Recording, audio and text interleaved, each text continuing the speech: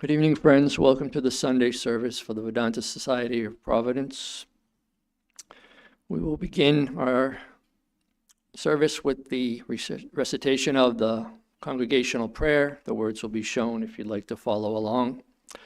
We offer our salutations to the all-loving being who endows all beings with consciousness. We meditate on the Lord, who is the origin of the universe. Lord, thou abidest in all.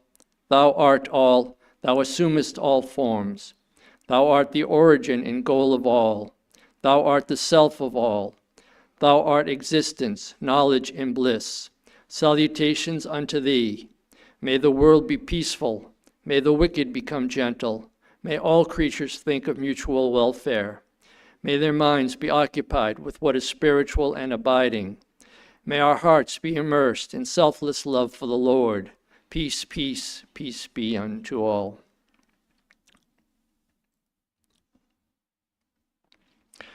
I'd like to start the talk, which is titled, Have It Your Way, with a verse from one of the Upanishads. It's from the Isha Upanishad. That is full, this is full. This fullness has been projected from that fullness. When this fullness merges into that fullness, all that remains is fullness. Om, peace, peace, peace. We'll revisit this verse one last time to close the talk, in which case I'll provide the decoder ring, which will tell you what that is and what this is and what it all refers to. But before we do that, that'll be at the end. I'll start now with the talk. And in the book, Meditation and Spiritual Life, Swami Yatishwarananda wrote, behind all of our urges, desires, passions, there is the soul's desire for eternal existence, complete knowledge, and immortal bliss. This desire is fulfilled by attaining the highest spiritual experience, the experiences of Satchidananda, existence, conscious bliss, absolute, which is present in each one of us, permeating and interpenetrating our individual consciousness. Now, I like to begin with the disclaimer because topics in Vedanta challenge us to consciously, deeply, and completely examine our ideas about the world, our beliefs, our habits, and our preconditioning, each of which govern our behavior. And we are asked to bring into full awareness each of the conditionings which drive our actions and reactions in life. Some of these conditions may be apparent or overt, but others can be subtle, and others are lying in wait in potential form and will pounce when the circumstances manifest. All such conditionings keep us from attaining the experience of Satchidananda Absolute. And as we just read from Swami Yatishwarananda's book, the experience of Satchidananda Absolute is the soul's only true desire. Carefully examined, if we think about it, we can see that all other desires derive from that one fundamental desire. So let's read a little bit more from Swami Yatishwarananda's book. He says, it is only our ignorance and egotism that makes us forget our spiritual nature. Our psychological complexes are anchoring us to worldly life. The anchor must be lifted. We must break the complexes, however painful this process may be. Unless we remove all deep-rooted impressions, memories, and some scars, we cannot hope to become spiritual, end quote. And so finally on this slide, in the talk titled The Direct Way Knowledge by Swami Yatishwarananda, he put it this way: knowledge is fire. Before fire can illumine, it burns. So we'll proceed without any further disclaimers. Now, Swami Vivekananda gives a hopeful message when he describes the system by which we can eliminate these deep-rooted impressions and memories and some scars. And he described this in his commentary to Patanjali Yoga Sutra, chapter 2, verse 25, where he says, each soul is potentially divine. The goal is to manifest this divinity within by controlling nature, external and internal. Do this either by work or worship, or psychic control or philosophy by one or more or all of these and be free. This is the whole of religion. So again, let's recall what Swami Yatishwarananda wrote. We must break the complexes, however painful this process may be. Unless we eliminate all deep-rooted samskaras, we cannot hope to become spiritual. So thus, being the essence of religion, the whole of religion, as Swami Vivekananda puts out, these four yogas can be understood as distinct and unique methods, each designed to help us gradually reduce and then ultimately destroy the psychological complexes that anchor us to worldly life. And thus these four yogas are the system by which our potential divinity can manifest. So the subject for tonight's talk is Have It Your Way. So we should probably begin by asking, well, what is he referring to when he uses the word it? What does he mean when he says have it? And we also must ask, who are you? And contemplate the idea of having it your way. And so as we go forward in the talk tonight, we're going to explore each of these questions from several points of view. Can we have spiritual life our way? We'll investigate.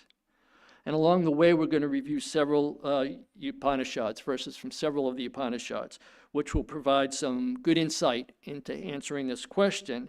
And at the very end, it will provide a definite and final answer to this question.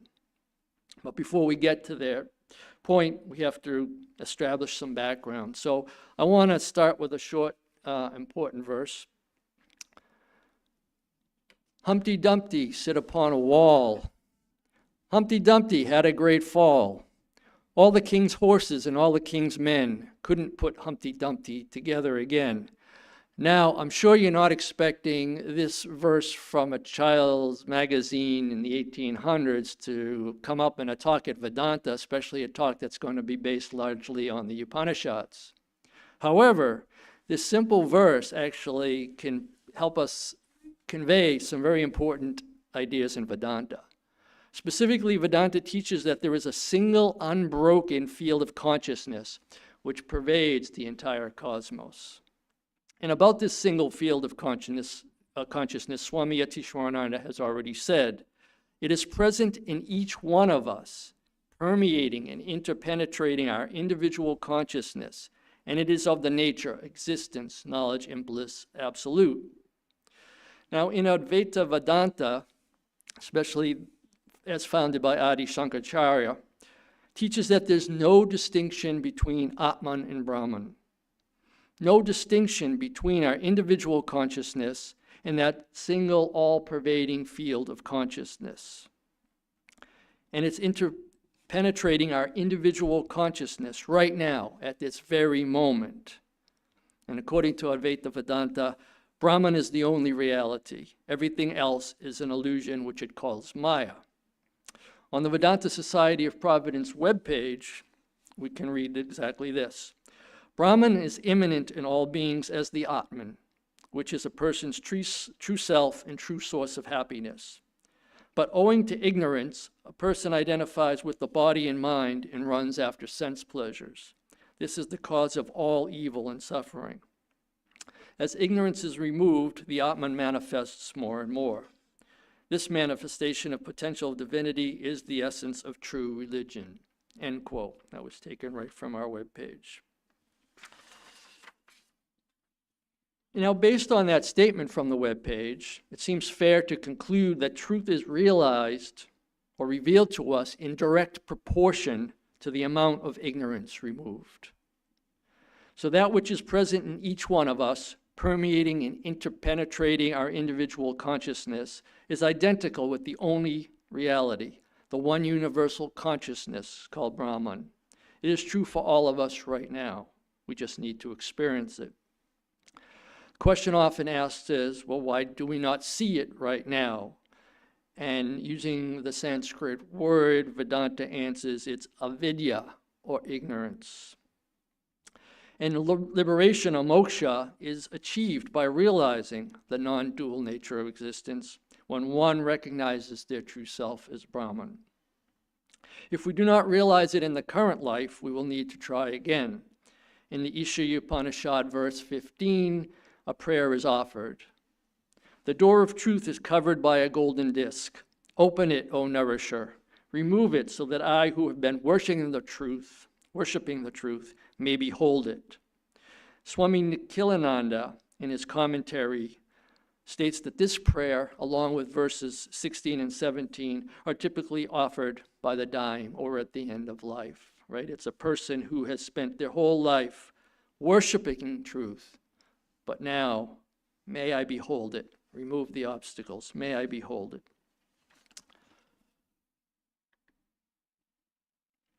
Oops.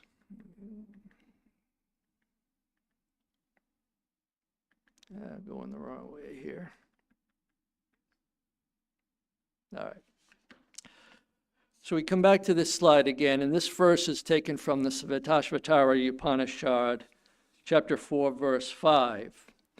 And the Upanishads talk about a universal golden egg or universal golden germ or golden womb, which is called Hiranyagarbha. And Adi Shankaracharya says this visible universe is considered a superimposition onto the underlying substrate of pure consciousness of Brahman. And so the Hiranyagarbha in this context symbolizes the universal consciousness or cosmic intelligence that pervades all existence. And it's not seen as a separate creator, but simply as an expression of Brahman's creative aspect within the realm of Maya. And the verse there says, he who is the creator and sustainer of the gods, the Lord of the universe, the wise Rudra who brought forth the golden egg, the Hiranyagarbha, in the beginning, may he unite us with a propitious intellect. The full verse is at the bottom, and the top words are just the key ideas like Maharishi, Rudra, Hiranyagarbha, and reference to the Svatashvatara Upanishad verse. And we heard in verse 115 that the door of truth is covered by a golden disc. Open it, O nourisher, remove it, so that I, who have been worshiping the truth, may behold the truth. So what is this golden disc which covers the truth? And Advaita Vedanta uses several analogies to explain this covering, which Vedanta gives the word superimposition. And so one example of superimposition is the seeing of a snake in just an ordinary coiled rope. Another one is seeing a skull or a face or a ghost or a demon in the bark of an old tree. And if you look at it long enough and you realize you're eventually looking at a tree, the skull, the demon, the ghost goes away, and it should scare you no longer. So the Sanskrit word for this is adhyasa, which comes from two stems. The first is adi, which means upon or over, and asana, which has the same stem as asana. It means to sit or be situated. So this word adhyasa means to be superimposed on or to sit upon, or in other words, the superimposition of the non-self onto the self. And that's due to this superimposition.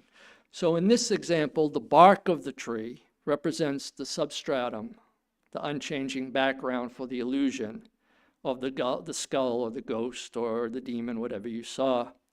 But the tree, the bark is not affected by it. It doesn't matter whether a person's seeing a skull, a ghost, a demon. The tree is just the tree. And Vedanta says the same as Brahman.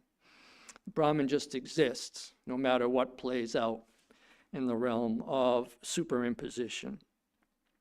And so Vedanta will also ask, well, when you realize that you are no longer seeing the ghost or the skull or the demon, you're just seeing a tree, where did the ghost or the skull or the demon go?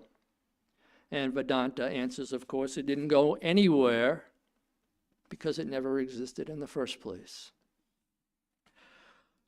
So Vedanta has more examples of this idea of superimposition. There's the ocean and the wave, which is now being depicted on the left side of the screen.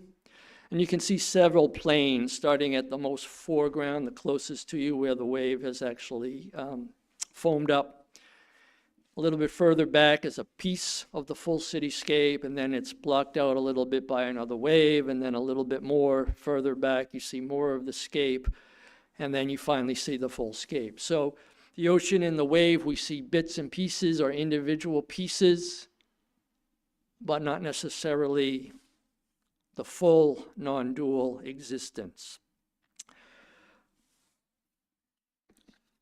On the right side is another Vedantic analogy for superimposition called the movie and the screen. And in this, Vedanta talks about in a movie theater, there's a fixed screen in the background. In the old days, it was made of a silver. That's why they used to call Hollywood the silver screen. On the silver screen, it was made some kind of reflecting silver, of which the projector in the background shines the light and the pictures dance upon the movie screen. But the movie screen, whether it's a happy scene, a sad scene, a scene of war, a scene of love, the material of the screen is unaffected. It's a substratum. So no matter what plays out, the screen is unaffected. So the moving images represent the transient, ever-changing world of experiences, events, and phenomenon as a superimposition, as Maya, or as a jasa, to use the Sanskrit word, which means, as we saw, to sit upon. So this Hiranyagarbha represents Brahman's creative ability within Maya. And within this, it superimposes various changes, variety of scenes, characters on the non-dual consciousness. And the movie can be full of drama, excitement, love, beauty, joy, sorrow, but the screen at all times remains unaltered and untouched by the events. And so similarly, our individual experiences and the material world are seen to be temporary, impermanent, illusory, while our true eternal nature, Atman, remains unchanged and unaffected. And these analogies help to convey the idea that while we seem to experience life with all of its ups and downs, there's a deeper, unchanging reality to us that remains constant and invariant to the flux, which is the true nature of existence and the ground of our being. Now, as Swami Adishwarananda put it in his book, The Vedanta Way to Peace and Happiness, Maya is the very mind which attempts to divide the indivisible and limit the unlimitable. So now I want you to do a thought experiment. Imagine yourself standing on a dock at the seashore. Dock is out over the water. Imagine yourself taking a silver coin out of your pocket and toss it into the water. Follow it in your mind as it rises up, hits the water, splashes, follow it down. So just think about a few sentences to describe what you're seeing in that thought experiment, watching the coin go down. So what happens to the coin? Can you still see it? Can you follow it all the way down? Can you look into the water and see it? So whatever story that you've come up with, I think should have included at least some statement about the quality of the water. Is the water clear? Is it muddy? Is the water calm? Is it rippling on the top? Is it wavy? Because what you would see as you look down into the water, and we can look down into the water now, what you would see is dependent on the water. And in his Raja Yoga, Swami Vivekananda describes the situation this way. The bottom of a lake we cannot see because its surface is covered with ripples. It is only possible for us to catch a glimpse of the bottom when the ripples have subsided and the water is calm. If the water is muddy or agitated all of the time, the bottom will not be seen. If it is clear and there are no waves, we shall see the bottom. And so that's what I tried to depict here in this picture. That coin at the bottom with the Om on it is to represent the true self. That's what we're looking for. And what we're looking through is the mind with its waves and its quality, clear or muddy, rippling. And Swami Adishwarananda put, Maya is the very mind which attempts to divide the mind and divide the indivisible and limit the unlimitable. And so just to conclude from Swami Vivekananda, he says, now you understand what is meant by chitta. It is the mind stuff. And the vrittis are the waves and ripples arising in the mind stuff when external causes impinge on it.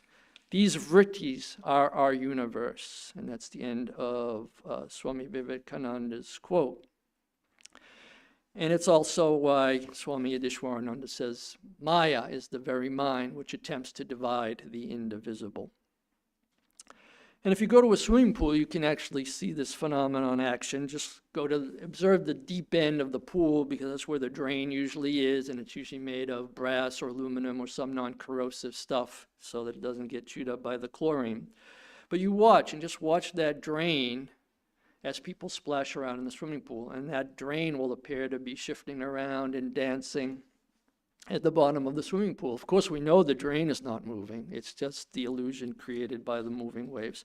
And this is the exact idea that Swami Vivekananda is conveying here, that unless the quality of the mind is still and pure, we cannot see through to reveal the Atman, which is always there.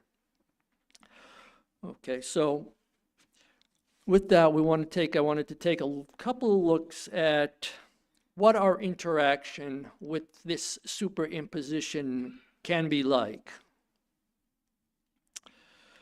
So until Satchidananda Absolute is experienced, we see heroes and heroines and villains and antagonists and protagonists and romance and service and kindness and beauty and ugliness, evil and war.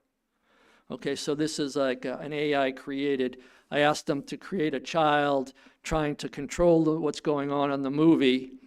And it looks like some kind of Star Wars movie. There's some creatures there. There's some aircraft. There's some fire off on one side. And she's there saying, no, I want to be part of this story, and I'm going to have it my way. Okay, so she's trying to direct, right? So one of our interactions with the superimposition is exactly that. We see things that seem broken, seem wrong, seem defective, seem out of place, or faulty. And from this seems to arise an innate urge and a desire to somehow fix the story, because deep down, we have our sense the Atman is there, and we know what purity and truth in reality is. So when we see something that appears wrong, our nature is telling us we should fix it, okay? So we want to be like the movie directors and rewrite the movie to suit our fantasies, our thoughts, our likes, our dislikes, toward a preferred outcome. In other words, we want to have it our way. And so a skier may want snow, but those who live in the city, we don't really want much snow. It's just a nuisance for us. Gardeners may like an occasional rainy day, but a person who paid $4,000 for a house on Cape Cod for a week or two may not want rainy days. In politics, we think a certain candidate might be the one to fix the world or advance our particular personal agenda. We can be susceptible to thinking a certain philosophy, certain laws, certain legislation, or even a certain religion would be the answer to having it our way and fixing the world. Now imagine going to the movie theater and trying to have it your way. Imagine going up to the front of the screen and try to rearrange the images on the screen as the movie plays out. So imagine going to see like the Mahabharata war in a movie, and maybe this girl says, I don't like war, I'm going to stop the war, and she puts her hand up to stop the war. But it might be a fun game for children, very young children, but as soon as they become even a little bit older, they will tell you you're crazy for asking them to try to change the movie as it's flashing across the screen in the theater. And if we go back to Humpty Dumpty, all of the king's horses and all of the king's men could not put Humpty Dumpty together again. So nor can we, as ego centers, fix the world or the movie as it plays out over the substratum of Brahman, the true nature of existence, knowledge, and bliss. That doesn't mean we won't have it your way, but you just have to wade through the talk a little bit longer to find out how. All right, and this remains true even when we find moments of happiness, delight, and joy. In this case, we may not want to rearrange it, but we may want to hold on to it. Okay, so here's a nice touching scene where she meets her new friend in the movie, and she wants to share with that friend her necklace with a heart on it, symbolic of sharing your heart with another person. But of course, we know that as delightful or as heartwarming as friendships can be, we know they too are just a play out on the infinite substratum of the Brahman. And so Vedanta reminds us that expressions of consciousness, even based in love and friendship, are still momentary waves on the screen. And so even attempts to hold on to what we enjoy can be the source of sadness and pain. Okay. And therefore, Swami Vivekananda wrote in his poem, Song of the Sannyasin, "Strike off thy fetters, bonds that bind thee down, of shining gold, or darker baser ore, for fetters, though of gold, are not less strong to bind." That's the end of the quote. But I always wonder sometimes if fetters of gold are not more strong to bind, not necessarily in a metallurgical sense, but in a psychological sense. The things we love are harder to let go sometimes. But thus we must seek below, as the lady is doing there. We must seek below the dancing waves to look for the Atman, to look for the self, and find oneness behind the multiplicity. Now, to reinforce this section of the talk on seeing the oneness in multiplicity, I want to recall a few verses from the third book of the Divine Comedy trilogy, which was written by an Italian poet, Dante Alighieri. Now, just to summarize the talk, the hero of the talk is Dante, and he had completed his travels through the 7 lower levels of hell, and he saw the various perpetrators of all different categories of sin, and he got to see firsthand the types of punishments allotted to each of the sinners. Then he went through 7 levels of cleansing and purging him to get him fit for a journey to the heavenly realm. And then in the third book of the trilogy, which is titled the Paradiso, Dante is escorted through each of the 7 levels of the heavenly realm. And at the climatic point of the Paradiso, Dante has a transformative experience by looking directly into a living beam of intense, radiant light, which so grabs and holds his attention, he's almost unable to withdraw his awareness from that light. And now this is using the Longfellow translation. These are Dante's words, quote, "And I think the keenness of the living ray, which I endured, would have bewildered me, if but mine eyes had been averted from it. And I remember that I was more bold on this account to bear, so that I joined my aspect with the glory infinite. O grace abundant, by which I presumed to fix my sight on the light eternal, so that in seeing I was consumed therein. I saw that in its depth far down is lying, bound up with love together in one volume, what through the universe in leaves is scattered." Now here, leaves doesn't mean the leaves from a tree, but if you take a book and rip off the binding, the sheets that fly away, they're not called pages, they're called leaves. There's 2 pages to leaf, right? Like if you just take a page and I throw it, it's page 3 and 4. So they call that a leaf. So what he's saying here, I saw that in its depth far down is lying, bound up with love, together in one volume, love is what makes it whole, what through the universe in leaves or loose paper is scattered. Substance and accident and their operations, all interfused in such wise that what I speak of is one simple light. The universal fashion of this knot, methinks I saw, since more abundantly in saying this I feel I rejoice.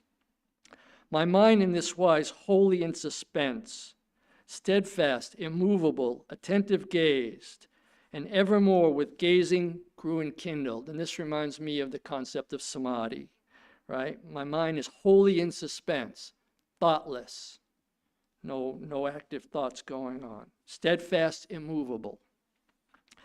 And in the presence of that light, one such becomes that to withdraw therefrom for other prospect, it is impossible. He never consent. So we can never leave Brahman, even if we're experiencing all of this superimposition. And he's saying that too. To withdraw therefrom for any other prospect, it is impossible. Shorter henceforth will my language fall of what I yet remember, than an infant's, who still his tongue doth moisten at the breast. So he said this experience he can barely put into the babbling words of a child. And then he continues, not because more than one unmingled semblance was in the living light on which I looked, for it is always what it was before. Brahman is unaffected. It always was what it was before. It always is what it was before. But through the sight that fortified itself in me by looking, one appearance only to me was ever changing as I changed. So we create our own superimposition. We'll hear more about that later.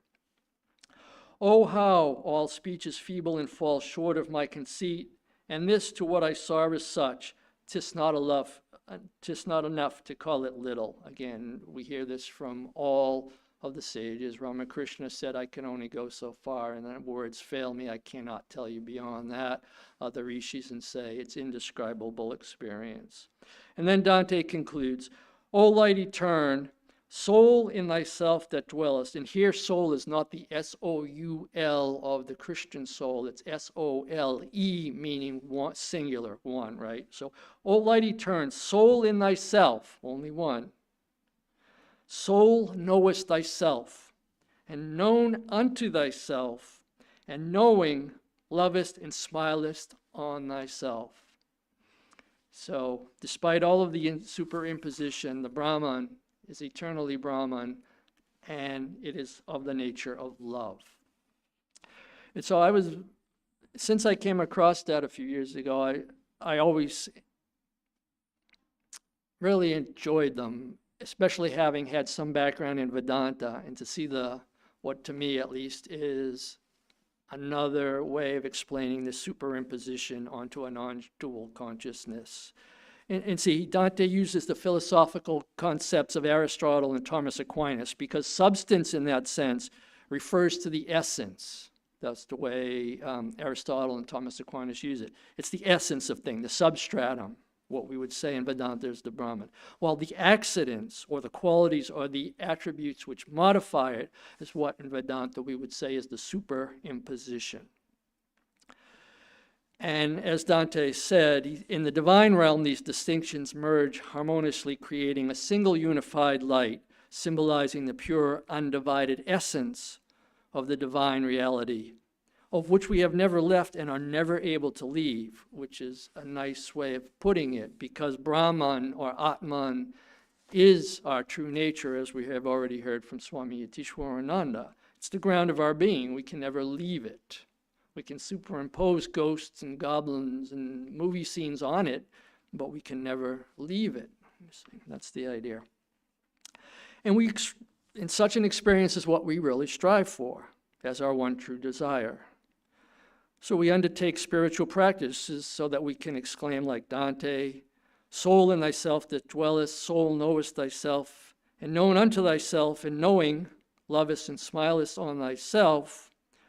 Or we hear similar statements in the Upanishads, specifically Svatashvatara Upanishad, chapter 2, verse 5, where the rishis exclaim the following, Ye children of immortality, even those who live in the highest sphere, the way is found.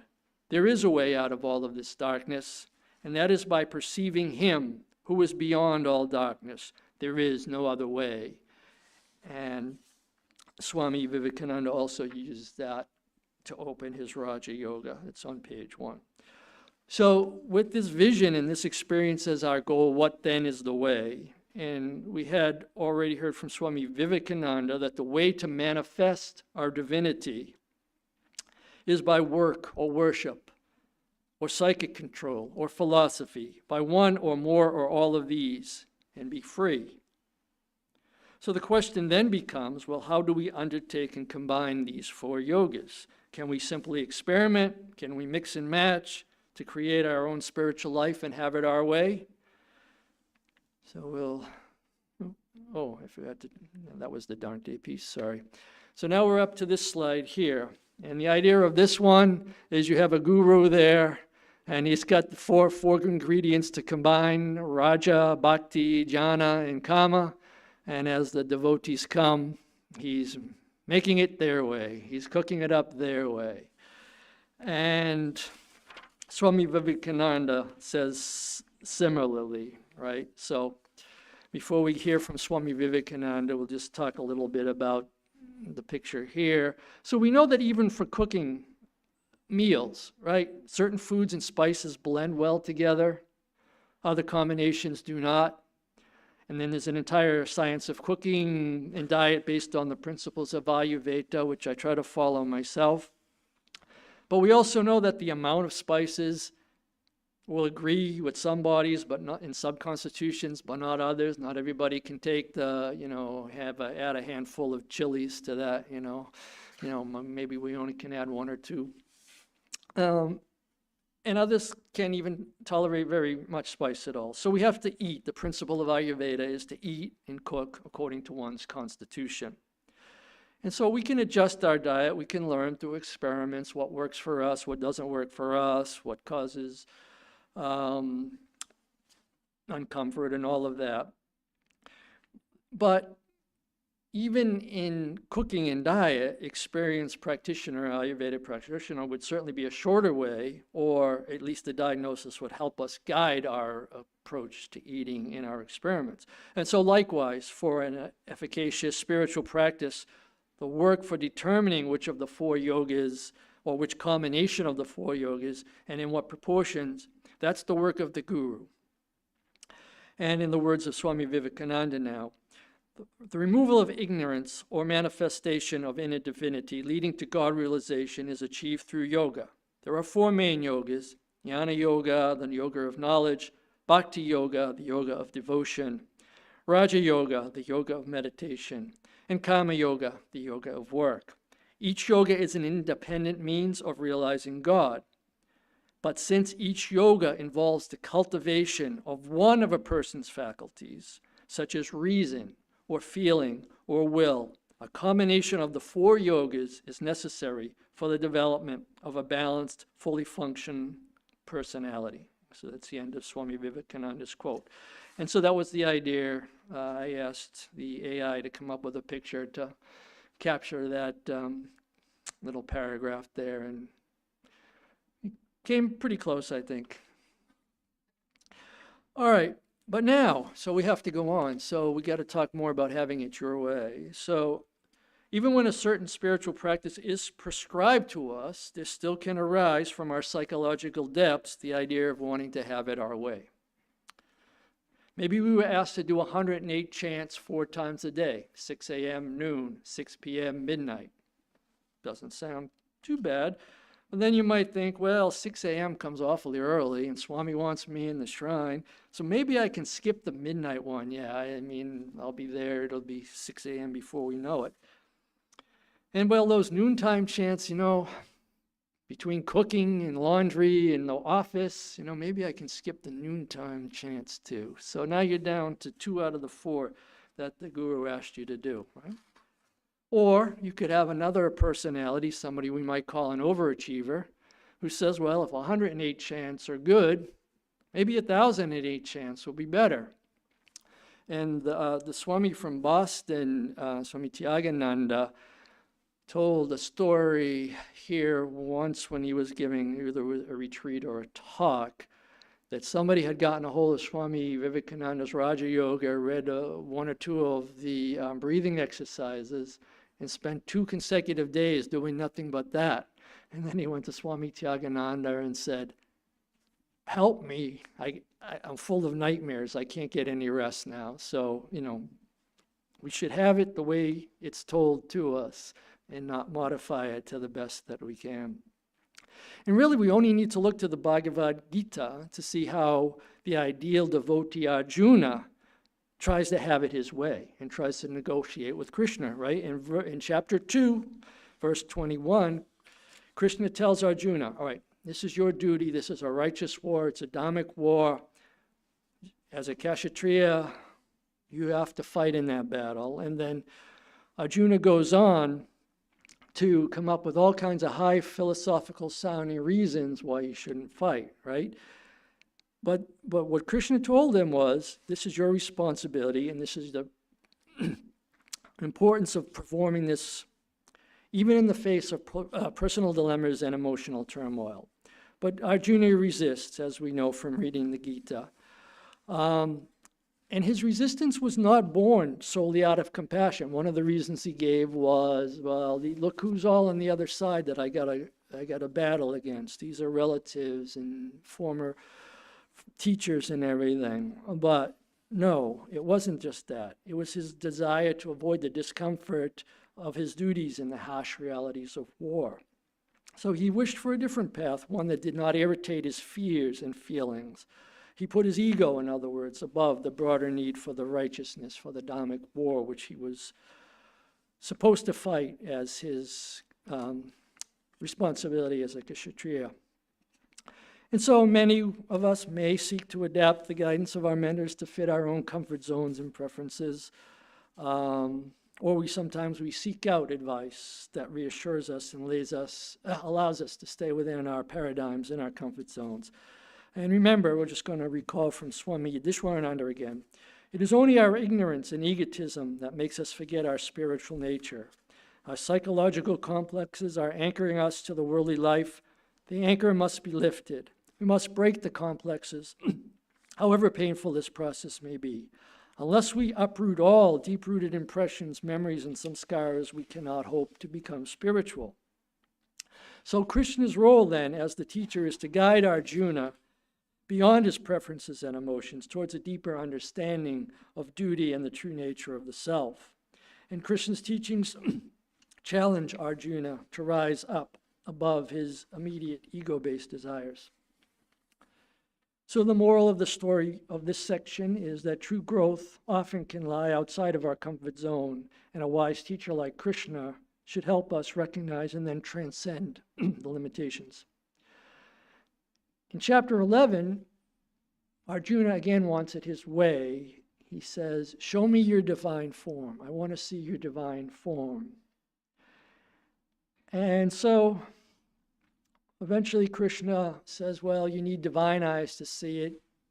I'll give it to you your way. Here are the divine eyes. Look upon my divine eyes. And what does Arjuna exclaim? I am terrified at heart, and I find neither courage nor peace, O Vishnu. Seeing your mouths with terrible teeth resembling the fire of destruction, I cannot find peace and direction. O Lord of Lords, please be gracious. And so he's so overwhelmed by getting the very vision that he desired, he's upset now. He cannot find peace. So he asks Krishna, please return to your more comforting human form, saying, seeing this gentle form of yours, O Krishna, Krishna gives him his wish, I am now composed in mind and restored to my original nature. So we know that from the time Arjuna resisted in chapter 2 to the time that he had the vision of the cosmic form in chapter 11, there's still chapters 3 through 10, which is a lot of teaching. And still, even with all of that teaching, the vision of the divine form was very overwhelming. And so we know too, Dante went through 7 levels of hell, 7 levels of purging, and 6 levels of heavenly realms before he got to see the light eternal. So although we may want to have it our way, the teacher and the time and the readiness for such spiritual experience should be and will be the determining factor. And I'm still going to show you by the end a surprising twist about having it your way. But before we can get there, we got one more story to tell. I took this picture at one of our day-long Saturday meditations here. No, just joking. It's an AI-generated image, but if you can't read the caption, he says Yogamananda forgot to turn the heat on again. And given by the laughs I'm getting, I think, all humor has some basis in truth, right?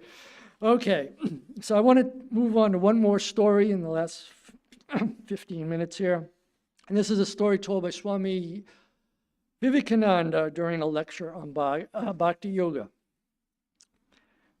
There was a certain yogi who used to practice meditation in a lonely part of the forest on the banks of a river.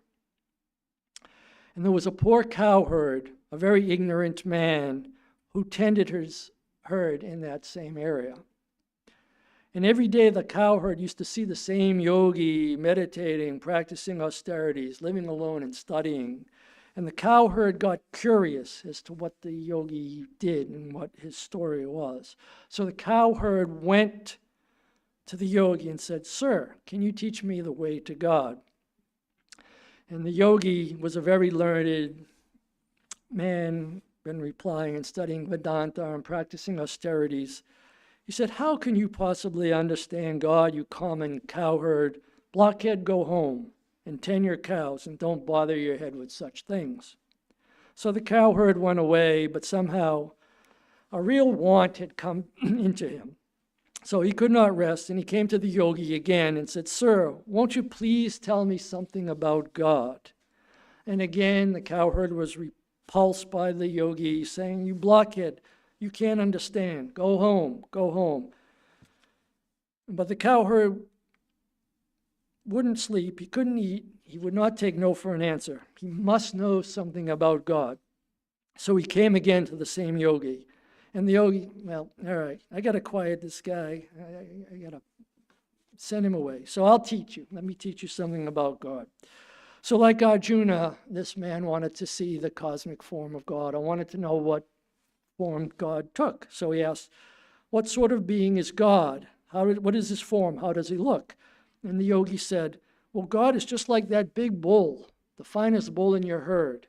That is God. God has become that big bull in your herd."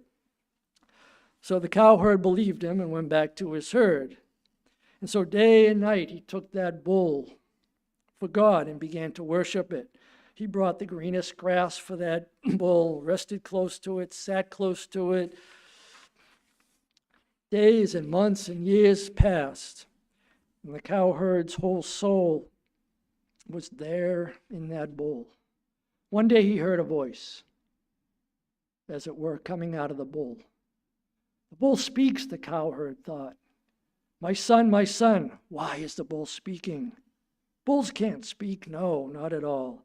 And the cowherd went away, saying, my mind must be playing tricks. And he sat there meditating again. And again he heard, my child. And he went near the bull again, and the voice stopped. "Yeah, no, this can't be right. Bulls don't speak." So he went back. Now he's more despondent than ever. And again he heard the voice, my child. And he found it out. The voice came from inside his own heart. He found that God was within him. And he learned the wonderful truth that the teacher of all teachers, "I am with thee always." And that's a song we sing here once in a while, "I am with thee always." And so the poor cowherd learned the whole mystery. And then the cowherd goes back to the yogi, and as he was some distance from the yogi saw him approaching. And the yogi, of course, had been the most learned man in the country up to that time, practicing austerities for years, meditating and studying, and he sees the cowherd coming with a glow about him, an aura of peace and light. His whole body and his whole face was transfigured, heaven shining around his face. And the yogi got up. "What is this change? Where did you get this?" And the cowherd said to the yogi, "Sir, you gave this to me." "How?" "I told you that bull was God as a joke." "But I took it seriously," the cowherd said, "and I got everything I wanted from that bull. For is he not everywhere? So Swami Vivekananda then explains. He said that bull was the praktika. And then that man worshiped the bull as his praktika, as God, and he got everything out of it. So that intense love, that desire, brings out everything. Everything is in ourselves, and the external world and the external worship are the forms, the suggestions that call it out. When they become strong, the Lord within awakes. The external teacher is but the suggestion. When faith in the external teacher is strong, then the teacher of all teachers within speaks. Eternal wisdom speaks in the heart of that person. He need not go any more to any books or any men or any higher beings. He need not run after the supernatural or preternatural beings for instruction. The Lord himself becomes the instructor for that person. That person gets all he wants from himself. And when I got up to this point, it reminded me of Dante, and I put a note here in my pen to go back. Right? O light turn, soul in thyself that dwellest. Soul knowest thyself, and known unto thyself, and knowing lovest and smile on thyself. And so that's what Swami Vivekananda is saying here. Eternal wisdom speaks in the heart of the person that has that experience. The Lord becomes the instructor, and the person gets all from that. So all of these forms of bhakti, the repetition of the name, the worship of the praktika, this nishta, this ishta, are the preparations until the eternal power wakes up. Then alone comes spirituality, and one goes beyond the laws and the bounds.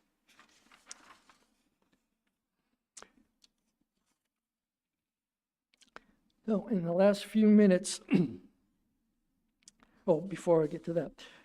So this story that Swami Vivekananda just told about Bhakti Yoga, Nisargadatta Maharaj, when he was asked, how did you realize? Gave a very similar answer. He said, my teacher, my guru told me that I am the self, and I believed him. And I never let that thought leave my mind. And after 3 years, I realized it. So just like this cowherd who believed the yogi, that if he meditates on the bull, God would manifest. And it did. And that man became a realized being.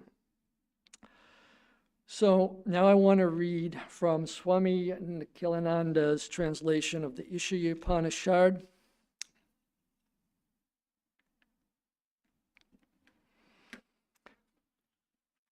When the truth is known, the universe is realized as Atman, the spirit that dwells in all hearts. The diversity of names and forms, changes, actions, and the rest are superimposed upon the Atman through ignorance. These are extraneous to it and unreal. Day and night the seeker after truth meditates thus. The Supreme Lord alone dwells in all beings as Atman. This universe, although ultimately unreal, appears to be real because Brahman alone is its ground. Since Brahman is my innermost self, the universe has its root in the self. It, the universe, cannot exist independent of Atman. And this is from Swami Nikhilananda. He was an extensive author. This is his Upanishads Volume 1, which treats 4 of the Upanishads. He was the direct disciple of Holy Mother Sarada Devi. And he started the Vedanta Center in New York. This really struck me when I wrote this, and it was kind of the basis really for the whole talk to get there. So I said, well, let me see if I can put into symbolic logic this verse. So I gave it a try, and I got this. Let Atman equal A, and let Brahman equal B. Now from the Mandukya Upanishad, we have I am Atma Brahma, which means this Atman is Brahman. And then there's a Sanskrit identity rule called Samana Adhikaranyam, which by arranging the words in that certain way create an equivalence between them. So A is equal to B. Atman is Brahman, A equals to B. So the creative aspect of Brahman within Maya, we've heard earlier, is Hiranyagarbha, which I notate here as H sub B. That's from the Svatashvatara Upanishad. But since A equals B, I think we can say that H sub B is also equal to H sub A, or we can drop both subscripts and just say H. Therefore, the superimposed world, the universe, is rooted in either Atman and Brahman together, because they're really not separate, or Atman or Brahman. But you as Atman always have it your way. Because the Hiranyagarbha is rooted in Atman, which is your inner self. You are projecting this onto yourself, and we're basically learning from ourselves by telling ourselves this story. And let's go back. If you're finding this strange, just look at the last verse from this, from Swami Nikhilananda. Since Brahman is my innermost self, the universe has its root in the self, by way of Hiranyagarbha, which is Brahman, and projection within the realm of Maya. So it cannot exist, the universe, it cannot exist independent of Atman. So all of this is yours. You're having it your way. All right, I wanted to conclude with the first verse that I started with the decoder ring in this time. So here, Swami Nikhilananda says the word that is referring to pure consciousness, or attributeless Brahman. The word full is perfect. This is referring to Hiranyagarbha, the golden egg. So basically, the first line would be pure consciousness is perfect. The manifested Hiranyagarbha world is perfect. And then that is projected from that.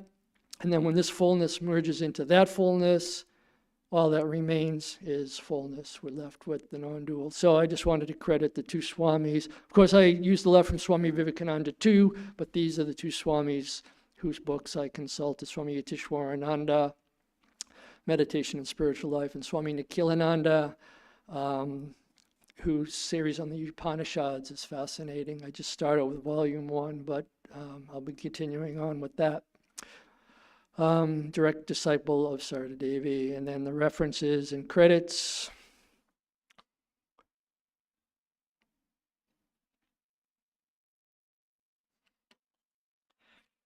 And with that,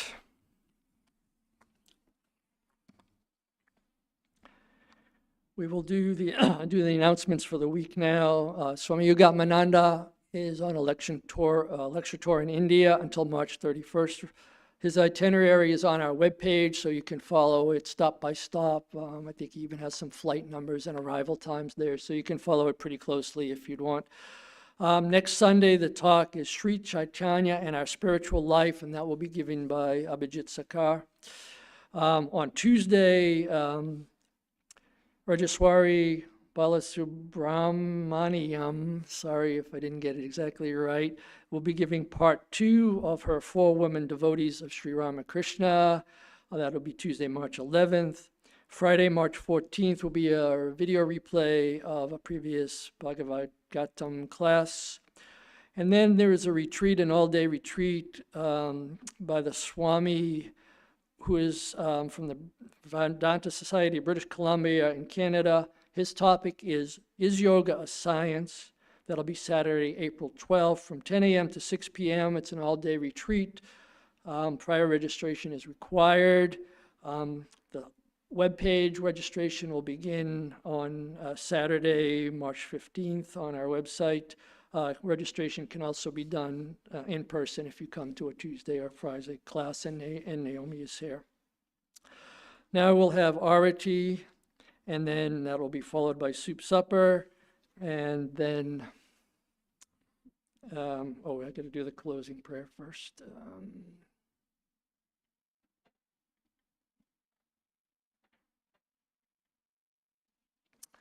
May the divine, who is Father in heaven of the Christians, Holy One of the Jewish faith, Allah of the Muslims, Buddha of the Buddhists, Tao of the Taoists, Great Spirit of the Native Americans, Ahura Mazda of the Zoroastrians, and Brahman of the Hindus, lead us from the unreal to the real, from darkness to light, from death to immortality.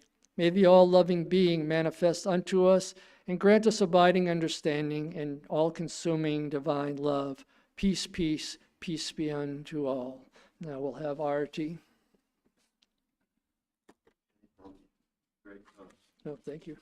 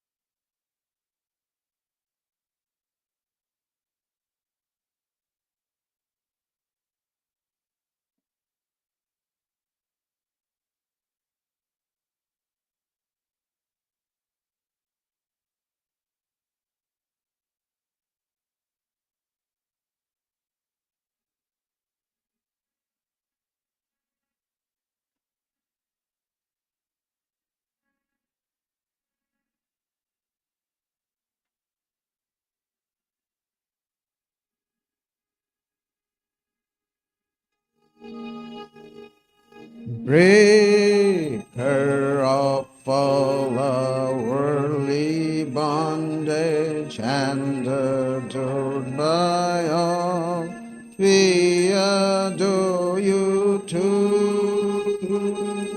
Stainless Lord, assuming human form, stainless Lord, assuming human form, transcendent yet filled with love.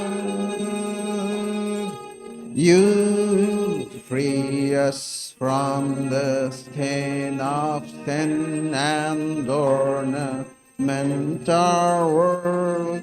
Consciousness is your form. Your eyes always purified by knowledge. Your eyes always purified by knowledge. Looking at them, illusion is gone. Ocean of shining love and feeling, ever inebriated in your infinite love. Your feet always dear to your devotees. Your feet always dear to your devotees. Form a book to cross this world. Reveal to us that God incarnate and the Lord of all things, helping us join with you. Your mind's always set in the divine light. Your mind's always set in the divine light. This we can see through your grace. Destroyer of our worldly sorrow and compassion so infinite is your word. Your life offered for the world's deliverance. Your life offered for the world's deliverance, saving us from darkness and fear. Renouncer of all lust and lucre, therefore you were always spurning sensual life. Lord of monks, you are the best of men.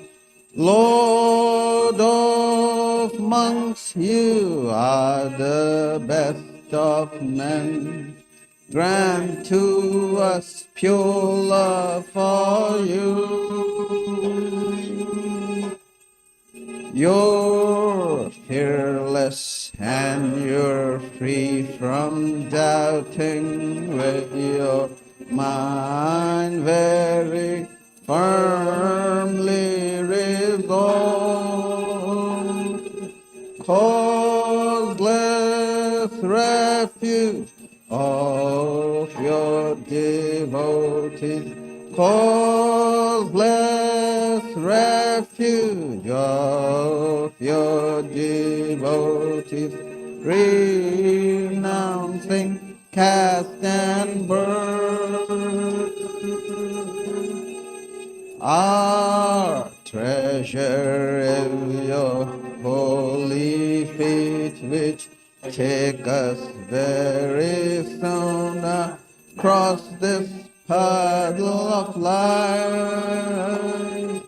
You give love and even sightedness. You give love and even sightedness to remove our anguish here. Our treasure is your holy feet, which take us very soon across this puddle of life. You give love and even sightedness. You give love and even sightedness to remove our anguish here. Greetings to you, O Lord, beyond both speech and mind. Greetings to you, O Lord, beyond both speech and mind. Yet you are the basis of both. O Lord, yet you are the basis of both. Great light of all lights, blazing in the heart's gate. Great light of all lights, blazing in the heart's gate. Darkness is destroyed by your light. O Lord, darkness is destroyed by your light. Greetings to you, O Lord, beyond both speech and mind. Greetings to you, O Lord, beyond both speech and mind. Yet you are the basis of both. O Lord, yet you are the basis of both. Great light of all lights, blazing on the heart's gate. Great light of all lights, blazing in the heart's gate. Darkness is destroyed by your light. O Lord, darkness is destroyed by your light. Langa, ranga, bhanga, these are all the sounds of mridanga. Langa, ranga, bhanga, these are all all the sounds of mridanga. Spiritual songs devotees are singing for your worship divine. Spiritual songs devotees are singing for your worship divine. Jaya Jaya for your worship divine. Hara Hara for your worship divine. Shiva Shiva for your worship divine. Breaker of all our worldly bondage and adored by all, we adore you too. Jai Shri Guru Maharaj Ji Ki Jai.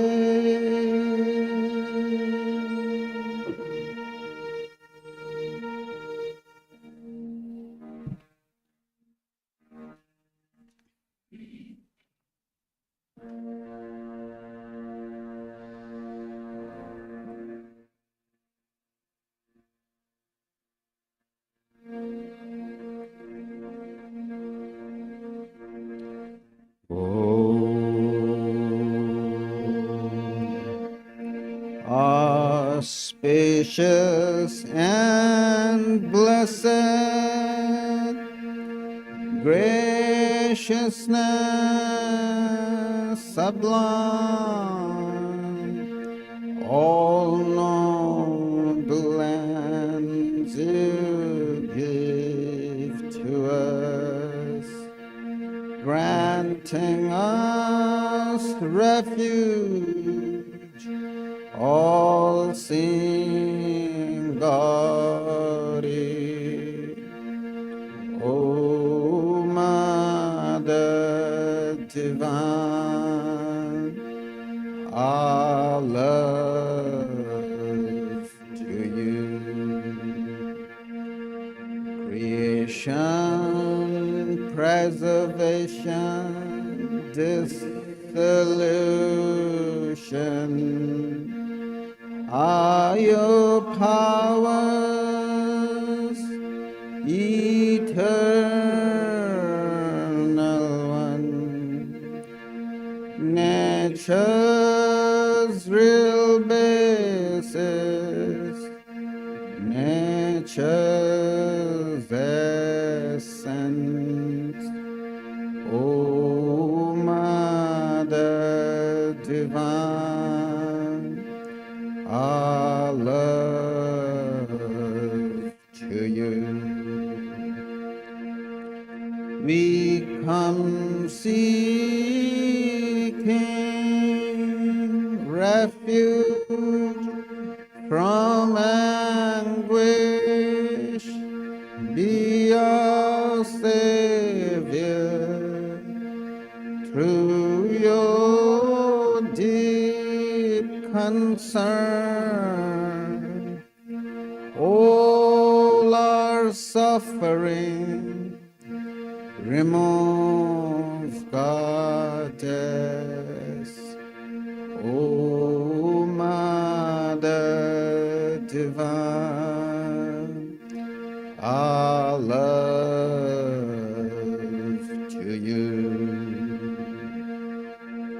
Victory, O Mother Divine, our love to you.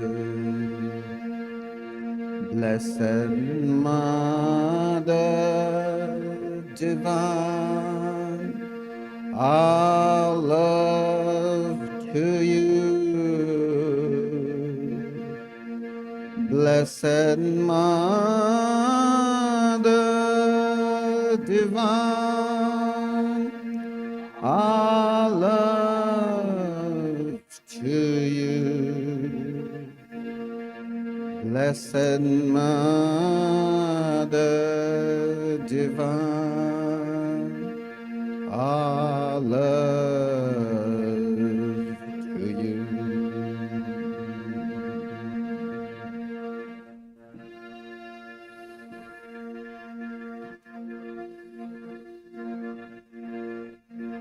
जय श्री राम कृष्ण देव की जय।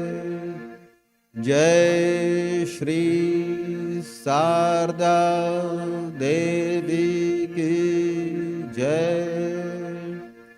जय श्री स्वामी विवेकानंद की जय। जय श्री बुद्धदेव की जय। जय श्री जीसस क्राइस्ट की जय।